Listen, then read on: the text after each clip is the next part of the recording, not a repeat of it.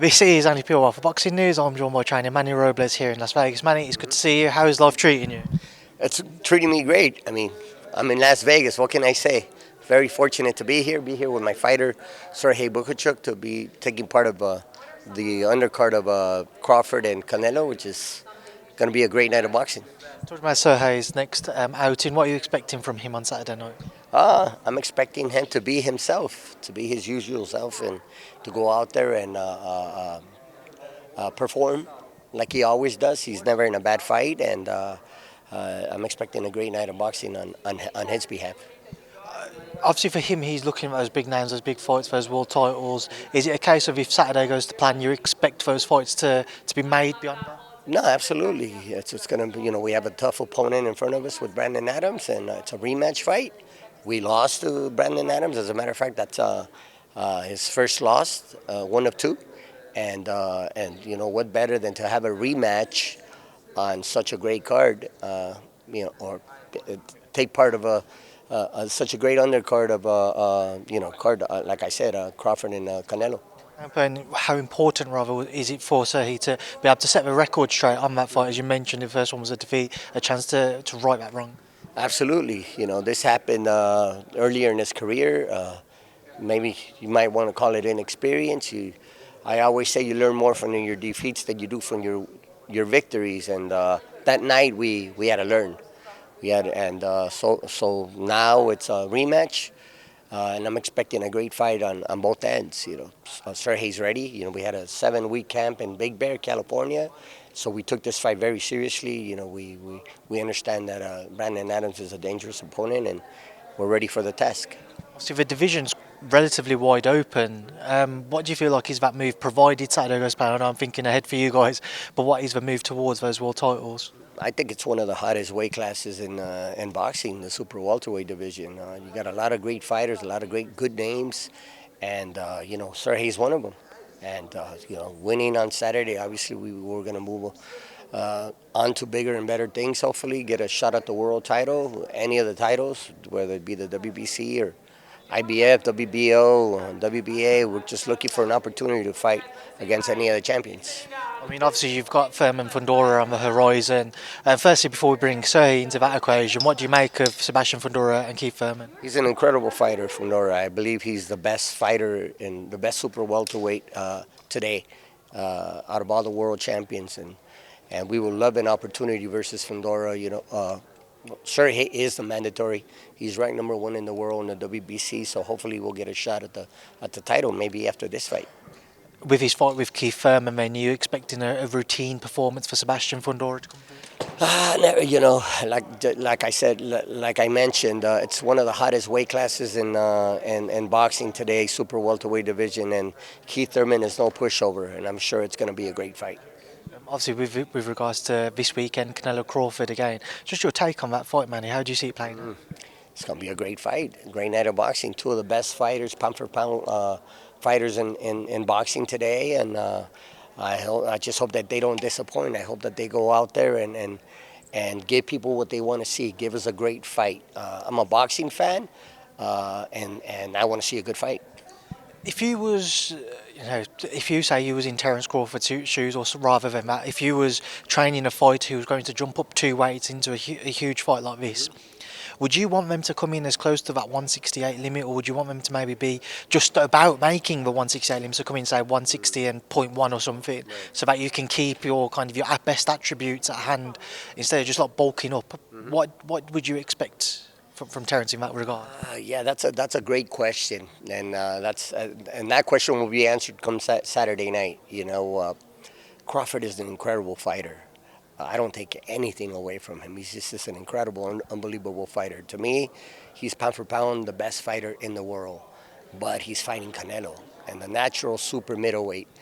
Canelo's an incredible fighter himself. Maybe he's lost a beat or two, but he is still the bigger guy, the bigger of the two. And there's weight classes for a reason. I believe it's going to be a great fight. It's going to be. I believe Canelo's going to go out there and put on pressure and try to dictate the tempo and dictate the fight. And I believe Crawford's going to sit back and try to counter Canelo. That's how I visualize the fight. That's how I see it. But nonetheless, I believe it's going to be a great fight. If you're in there with somebody like Canelo, we know about the power that he possesses. Do you feel like it's enough to try and counter and to box, or do you think he needs to try and push, not necessarily push Canelo back, but try and earn his respect with his own power?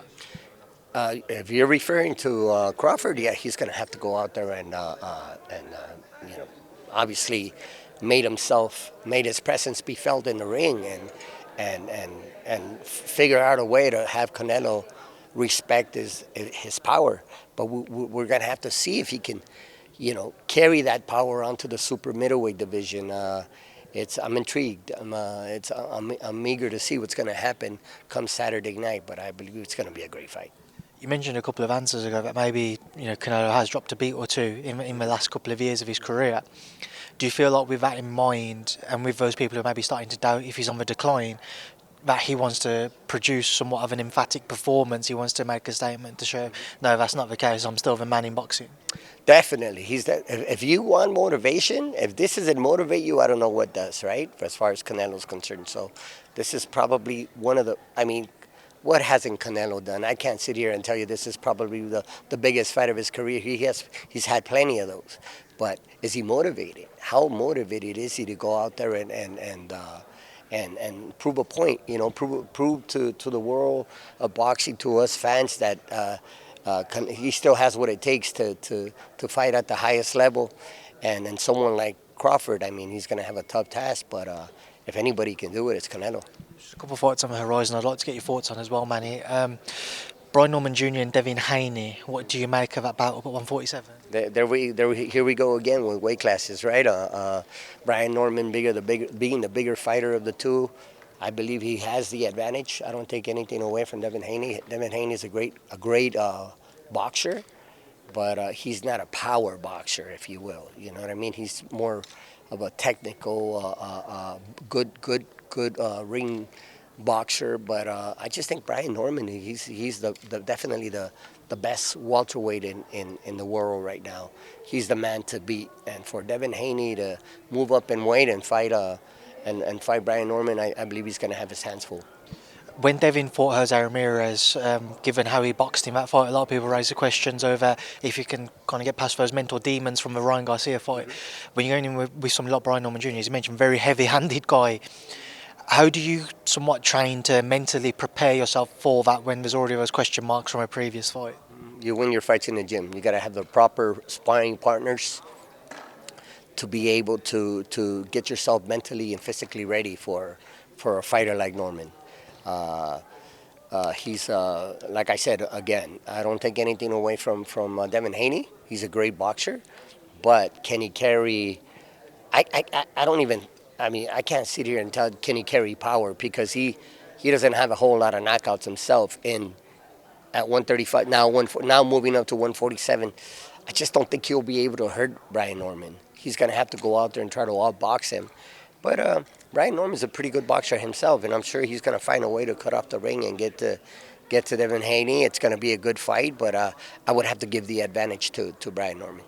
A fight which unexpectedly came about, Jake Paul and Gervonta Davis, an exhibition bout, we'll say, Manny. What do you make of seeing that? No comment, man. It's hard for me to comment on a fight like that. You know what I mean? It's because it's not real boxing. Unfortunately, that's a state of boxing nowadays. Jake Paul versus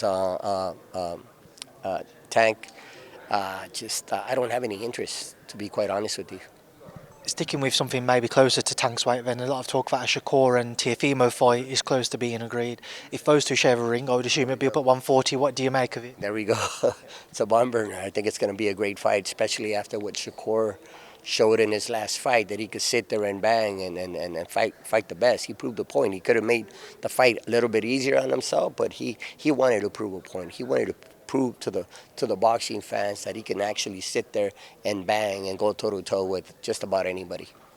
Would you favour Shakur in that fight then? Yes, I would have to favor Shakur. I don't take anything away from Teofimo. Teofimo's a great fighter himself. He's proven that time and time again.